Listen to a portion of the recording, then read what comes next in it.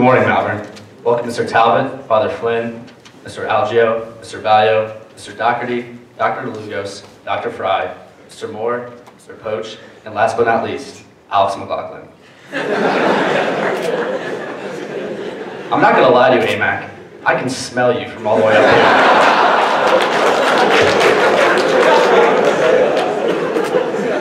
here. My name is Rich Heany, and I am running for student body president.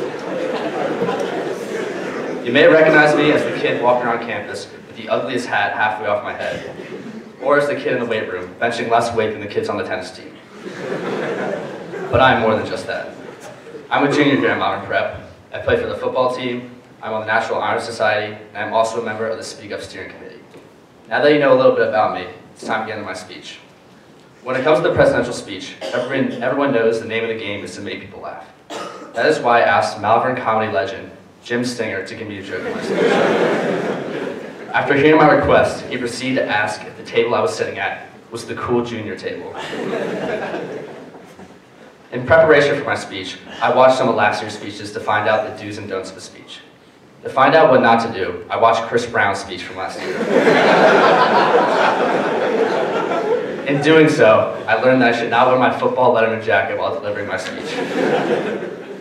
Now, I have made some jokes while being up here, but I do have many serious ideas on how to make the school better. First and foremost, I believe that there has been a lack of school spirit in the last couple of years. Minimal support has been shown in school student sections.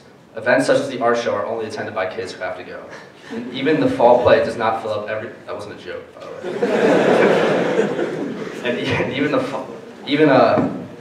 the fall play does not fill up every seat for every show. This is not right.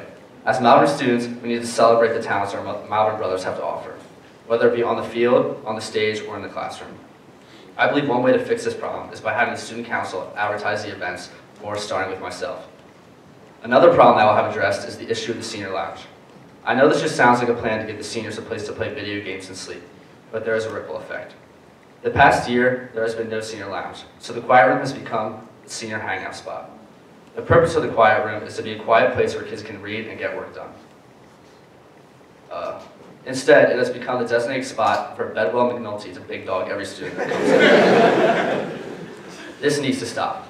With the new senior lounge, the quiet room can go back to its original use. Another idea I have is to have more dress down days.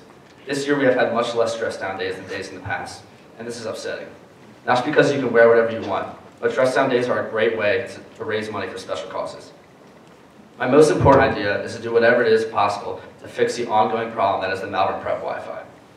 Far too many times I've heard kids complain about not being able to get on the internet, or teachers not being able to teach their material due to bad connection. This is unacceptable. Not to mention, with the bad connection in places such as the Learning Commons, Jerry Kern has not been able to watch Huddle highlight films for all community time. This is what sickens me the most.